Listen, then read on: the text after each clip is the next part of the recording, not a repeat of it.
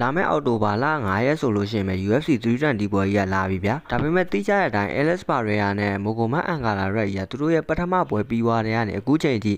လိုင်းမုံမှာလေတိုက်တာတွေပါတယ်ရှိတယ်ဒါပေမဲ့အရင်တော့ကတော့လိုင်းမုံကပဲလေတိုက်တာတွေပါညာရှိခဲ့ပေမဲ့ဒီရက်ပိုင်းမှာတော့ဆရာသမား2ယောက်ကသူတို့တဲတဲ့ဟိုတယ်တစ်ခုထဲမှာ2ယောက်သွတ်ဆုံကြတယ်ဗျထိတိုက်တွေ့ကြတဲ့အခါမှာ Alex Pereira နေပြီးတော့ဒီမိုကိုမတ်အန်ဂါလာရက်ကိုပြောတာကကြတော့မင်းကလိုင်းမုံမှာကျတော့အားတွေချောင်းနေပြီးတော့အခုငါးရှိမှလည်းရောက်အောင်မခုတ်တက်တဲ့ကြောင်လေးလိုပါပဲလားဆိုပြီးတော့ပြောတယ်ဗျာမိုကိုမတ်အန်ဂါလာရက်ဘက်ကလည်းပြန်ပြောတာကကြတော့မင်းတို့ငါတို့ဘလောက်ပဲလေးတွေပါတယ်ဒီလိုမျိုးလိုင်းမုံမှာပဲတက်တိုက်အော်တိုဘာလ9ရက်နေ့ကြလို့ရှိရင်ဘယ်သူကကြားလဲဘယ်သူကငကားလဲဆိုတာကိုမင်းအသေးချာတွေးရမှာပါဆိုပြီးတော့လည်းပြောရတယ်ဗျသူတို့ပြောရတဲ့စကားဝိုင်းကလည်းဒီလိုပြပြလဲလဲချောချောမွမွေးနဲ့ဖြစ်သွားတဲ့စကားဝိုင်းမျိုးမဟုတ်ဘူးဗျဘာဖြစ်လဲဆိုတော့တယောက်ကလည်းရုရှားသားတယောက်ကလည်းဘရာဇီးသားနှစ်ယောက်လုံးကလည်းအင်္ဂလိပ်စကားမတတ်ဘူးဗျအဲ့ဒါကိုဗျာသူတို့တွေဒီတိုင်းလေတိုက်ဖို့အရေးကိုဇကပြန်လူကလိုက်ရှာနေသေးတယ်ဗျာဇကပြန်လူတွေးပြန်တော့လဲဘာဆိုးွားလဲဆိုတော့ဇကပြန်လူကကြတော့သူတို့နှစ်ယောက်ရန်ဖြစ်မှကြောက်လို့စကားမပြန်ပေးရစေနဲ့ဆိုပြီးတောင်းပန်ပြီးတော့ထွက်သွားတယ်ဗျာအဲ့ဒါနဲ့ဆရာသမားနှစ်ယောက်ကလည်းနောက်ပိတ်ဆုံးမှာလူရှာလို့မရတဲ့အဆုံးမှာပဲဒီ Google Translate ကိုတုံးပြီးတော့အချင်းချင်းပြောသွားကြတယ်ဗျ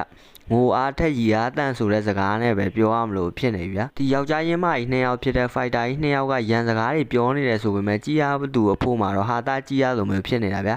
ဒီဆရာသမားနှစ်ယောက်ရဲ့ပွဲစဉ်ကိုတော့လာမယ့်အောက်တိုဘာလ9ရက် UFC 320ပွဲစဉ်မှာကြီးရတော့မှာဖြစ်ပါတယ်ဗျပထမပွဲတုန်းကလိုပဲအဖြေထွက်မလားဒါမှမဟုတ်ဒီဒုတိယပွဲစဉ်မှာ Alex Pereira တယောက်ကအကောင်းဆုံးပုံစံနဲ့ပြန်လာမလားဆိုတာကိုလည်းစိတ်ဝင်စားစရာစောင့်ကြည့်ရမှာဖြစ်ပါတယ် Alex Pereira ကလည်းအကယ်၍ဒီပွဲမှာသူနိုင်သွားခဲ့သည်ရှိတော့သူကမိုကိုမတ်အန်ဂါလာရက်ကိုတတိယအကြိမ်မကြည်ပွဲတွေးကျင်ခဲ့တယ်ဆိုရင်တော့ UFC ကဘာမဟုတ်တဲ့ကောင်ကို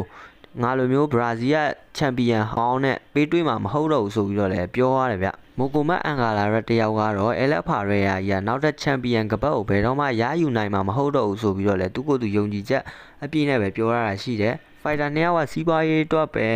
ပြဿနာရှာနေကြလားဒါမှမဟုတ်ပဲတကယ်ပဲမုန်းတီးနေကြလို့ပြဿနာရှာနေကြတာလားဆိုတာတော့သိချာမသိရပါဘူးဗျဖိုက်တာတွေဆိုတာကလည်းဒီလိုသူတို့ပွဲရဖို့နာမည်ရဖို့အတွက်လည်းမားကတင်ဆင်းရသေးတယ်ဗျဒါမဲ့လာမယ့်အော်တိုဘာလ9ရက်နေ့ကြလို့ရှိရင်တော့သူတို့နှစ်ယောက်ရဲ့ပွဲကိုတော့တေချာပေါက်ကြည့်ရအောင်ပါအရန်ကျန်းတဲ့ပွဲစဉ်တစ်ပွဲလည်းဖြစ်လာအောင်ပါအားလုံးကျေးဇူးပါခင်ဗျ